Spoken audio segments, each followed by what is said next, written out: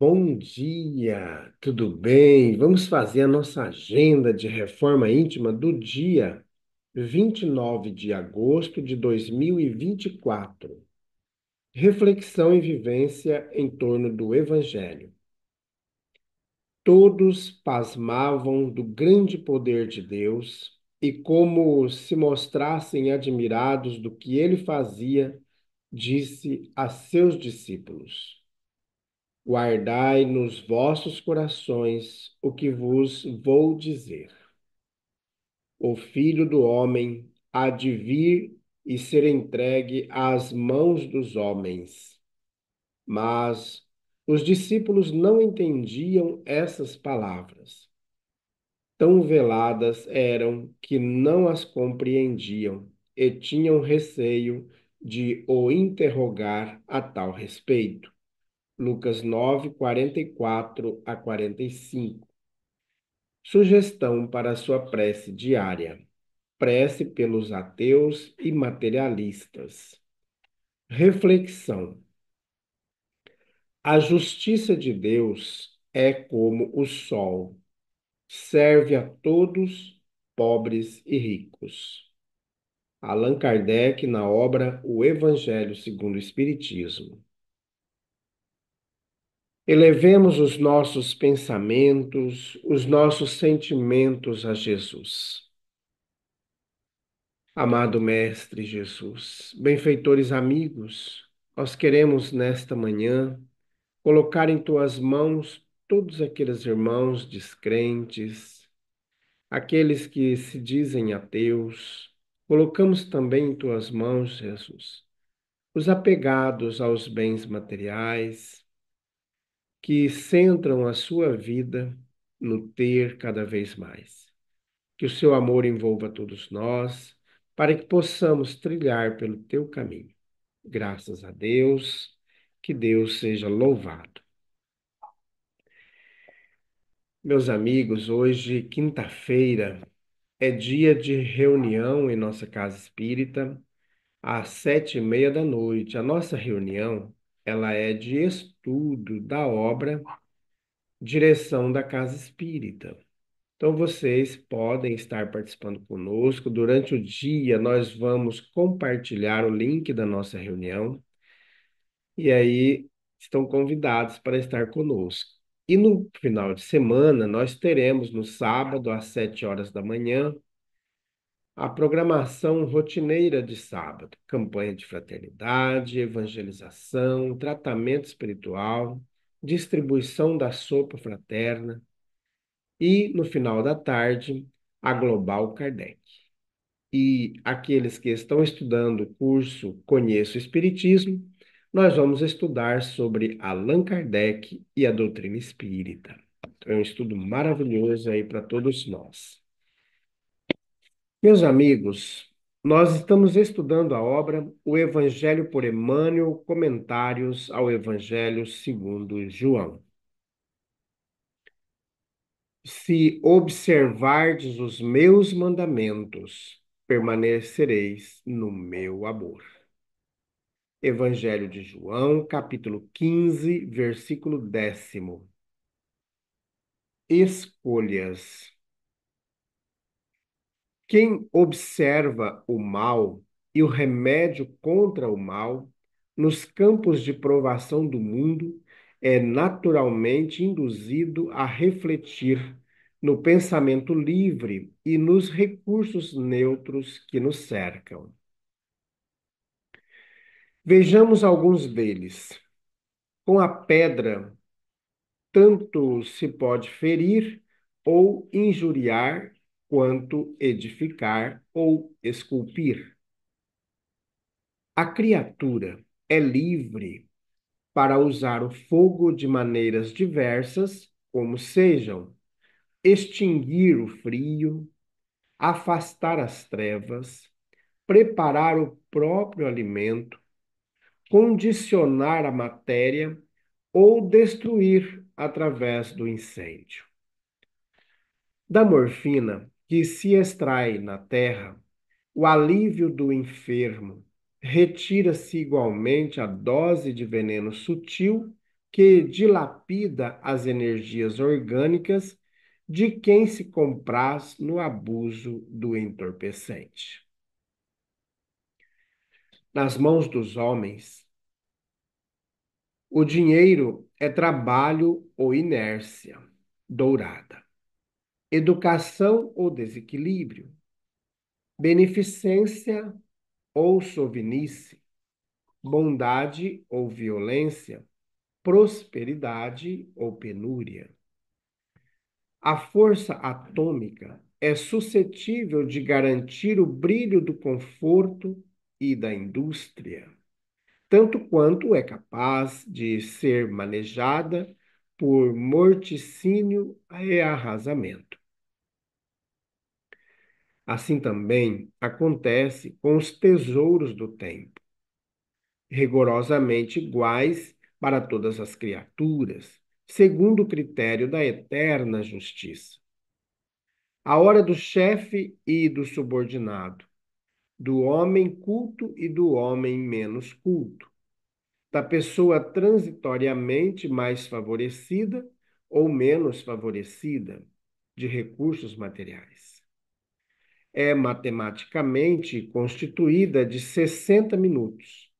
Somar semelhante valor ao bem ou ao mal, melhorando condições ou agravando problemas. Em nossa própria vida, será sempre questão de atitude pertinente a nós mesmos. Comunicação de Emmanuel, publicada em O Reformador, agosto de 1970, e também está na obra Segue-me, da editora O Clarim, capítulo Escolhas. E aí, meus amigos, qual será a escolha nossa? Já parou para pensar que tipo de escolhas você está fazendo da sua vida? Quais são os teus propósitos para você mesmo e para aqueles que estão em torno de você e para a humanidade? É muito importante a gente avaliar, porque nós podemos utilizar da sabedoria, do aprendizado, da escola, para nos aperfeiçoarmos no bem, como também podemos utilizar do conhecimento para iludir, para provocar situações nas pessoas de desequilíbrio, ensinando coisas que são ruins, que afrontam os ensinos de Jesus. Então, nós podemos utilizar de diversos itens que estão aqui na Terra para o nosso bem ou para o nosso mal. Por exemplo, se a gente utiliza, como o Emmanuel coloca, a questão da morfina, pode retirar dores alucinantes, mas também pode levar pessoas ao entorpecimento, aos vícios. Então, diversas questões que nós podemos utilizar aqui na Terra, mas com sabedoria. E a mesma coisa se aplica àqueles que têm recursos financeiros e àqueles que não têm. Não é uma questão de meritocracia. A lei divina, ela não é assim, nesse sentido, que você tem que se lascar para lá. Não. Todos nós nascemos simples e ignorantes. E no decorrer da caminhada, alguns foram mais rápidos, outros menos rápidos. Outros se desviaram no caminho, com outras atenções, ficaram iludidos com muitas situações do meio do caminho e foram atrasando a sua marcha. Os que adiantaram vão auxiliar os que estão atrasados. É isso que Jesus coloca para nós, o auxílio aos outros. Então, aquele que conseguiu mais tem que auxiliar os que não conseguiram. Essa é a partilha. Jesus não trabalha com a excludência das pessoas. Jesus trabalha em nós compartilharmos com o outro. Devemos seguir os passos de Cristo. Hoje, muitas vezes, devido ao materialismo, às ideias materialistas, capitalistas que nós estamos envolvidos, todos nós, e as leis divinas, a lei do Cristo, o amor que Jesus veio trazer para nós, a gente tem muita dificuldade de vivê-las por causa dessas ideias materialistas. Muitas vezes as pessoas acham, eu não terei outra vida, então eu vou aproveitar o máximo que eu puder nesta encarnação. E pronto. Ele não acredita que a vida continua e que nós vamos reencarnar. Hoje nós somos frutos das escolhas que fizemos nas outras encarnações. E as escolhas que eu estou fazendo hoje vão definir a minha próxima encarnação. E a minha próxima encarnação pode ser aqui na Terra, como pode ser em outro mundo, talvez em mundos piores do que a Terra. Ou, se eu for uma pessoa boa, eu posso estar indo para um outro mundo melhor. Então, vai depender muito de como nós nos encontramos. E como que a gente define se a gente é bom ou mal? É na nossa conduta. Eu ainda tenho ódio no coração, eu ainda tenho raiva, eu fico ressentido, fico magoado, milindrado. Isso mostra que ainda tenho muita coisa para avançar. Então eu não vou para mundos felizes, não vou para um mundo melhor do que a Terra, porque a Terra é o lugar do ajustamento. Então é aqui que nós vamos nos ajustar.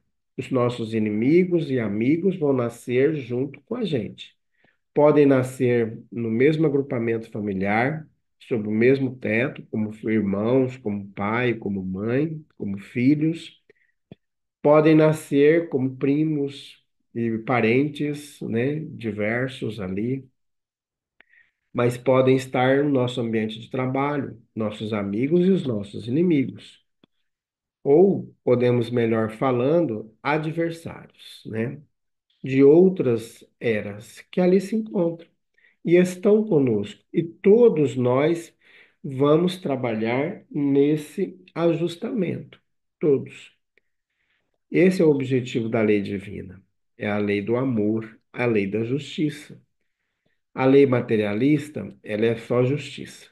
Ela é nua e crua. Ela não tem compaixão. Se você estiver devendo para um banco, ele vai te tirar o que você penhorou, né? Essa é a lei, é a questão da justiça. Mas não existe compaixão, não existe misericórdia, nada disso. A lei divina existe. Então é isso que nós temos que trabalhar constantemente. Desenvolver em nós a misericórdia, desenvolvermos em nós a compaixão, a benevolência, a bondade, a mansuetude. Tudo isso vão sendo construído em nós, conforme a nossa vida. Então é isso que nós temos que trabalhar constantemente. Quando a gente estuda as obras de Chico Xavier, principalmente os romances ditados por Emmanuel, que é a que a gente mais estuda aqui devido aos cursos, o livro Há 2000 anos, que vai falar ali dos bastidores da vida do Cristo, mas principalmente da vida do Emmanuel, enquanto ele era senador.